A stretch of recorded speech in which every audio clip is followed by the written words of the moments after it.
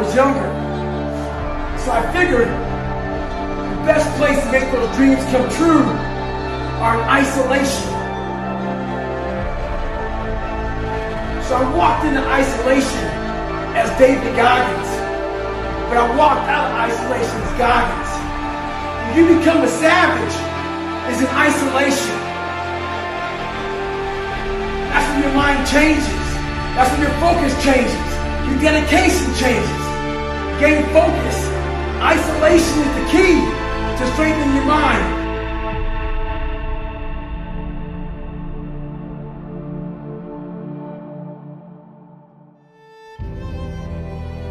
You know, one way of looking at unhappiness is people who are, in one way or another, in a tunnel. They say, the only way to live is this way. They're not happy with it, but it seems the only way.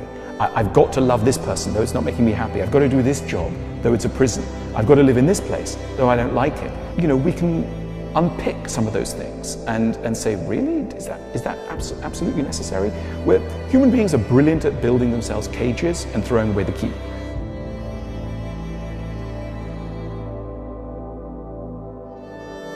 We are built to constantly compare ourselves to other people. We're always thinking of what the other person has and how we are in relation to them. Are we getting as much attention as that other person? It started off when we were children. Are we getting more attention than our siblings from our parents? So we're continually comparing ourselves in rank, in power, in status to the people around us. For the most part, our thinking is born of obsession and usually wrapped up in a whole lot of junk from the outside, past things that we project into the future, stuff we saw on TV, stuff that we heard on the internet, something that somebody said to us. Most of our thinking is not serving us because it doesn't come from stillness. It's a form of activity, not action. I want them to come up against the point where they're going to give up and quit. And they're going to sit there and nobody else is giving up and quitting. And they're going to go all in more, and they're going to start believing that there's something on the other side of that emotion. They're going to believe that there's something past the story of their past because they're stretching themselves out of the known. And it takes a tremendous amount of awareness, repetition, information, model building, sharing, understanding, experiencing to finally have a person get to the point where they just let go.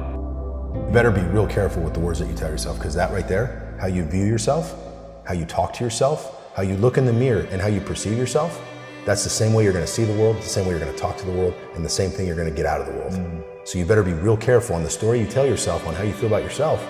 Otherwise, what are you going to expect? The origin of wisdom, according to the Greeks, was know thyself, right?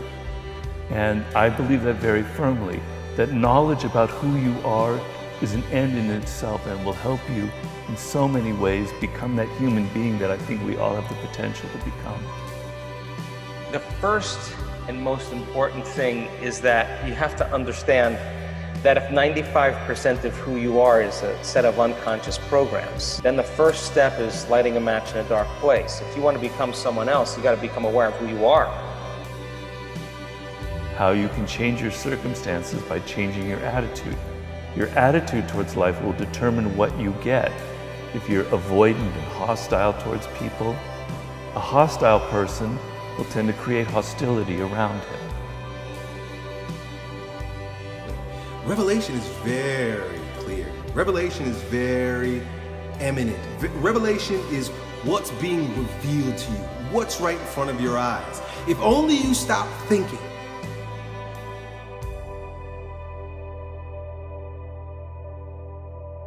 But I told myself, the guy that hires me is going to be proud he picked me.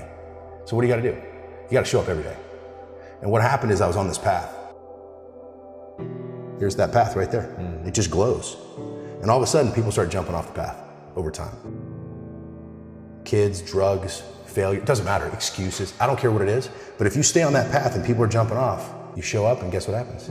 You become the oldest guy on the team.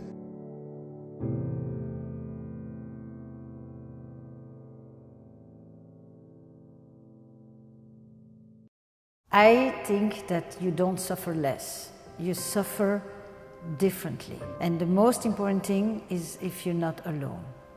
Probably the most difficult thing in all our experiences, and certainly in the experience of pain or loss or suffering or ache, is not to be alone.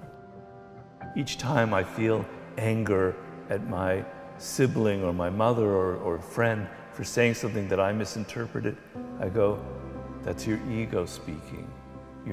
These people weren't saying something that was personal. You just have your ego, which is always getting in your way. Question it. You see, the moment your life will change is the moment that you turn your reasons of why you can't into your reasons of why you can. You learn to love yourself in the context of your relationships with others. It's interactive. You need a good amount of self-awareness, but you also need to be in relationships because it's people who help you become more aware.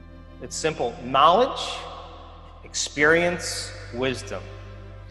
Philosophy, initiate that philosophy, master it.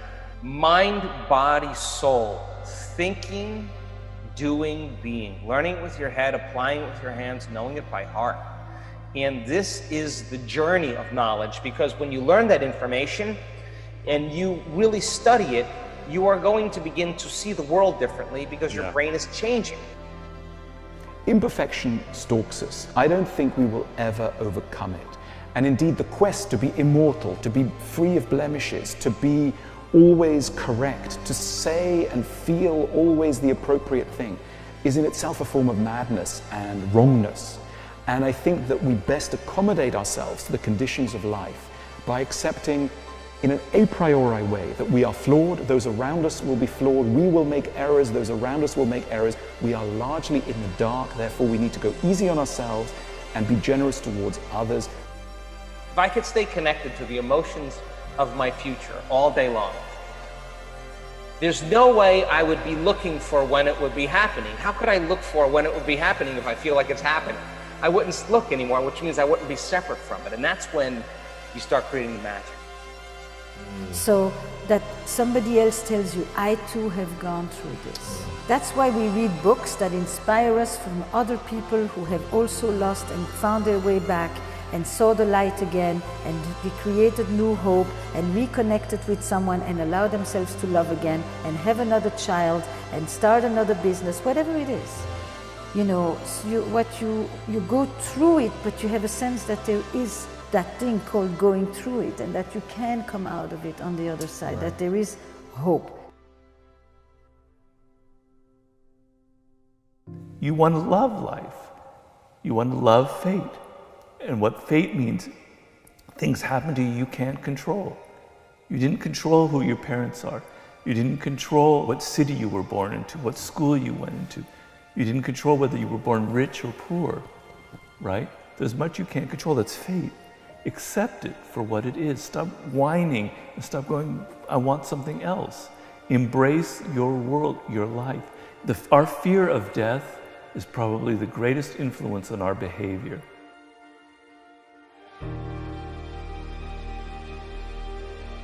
Revelation is literally like, it's not something very mystical. It's look at what's right in front of you. Most of the times, if there's a crisis, if we just stop, sit, and open our eyes, the path is revealed right in front of us.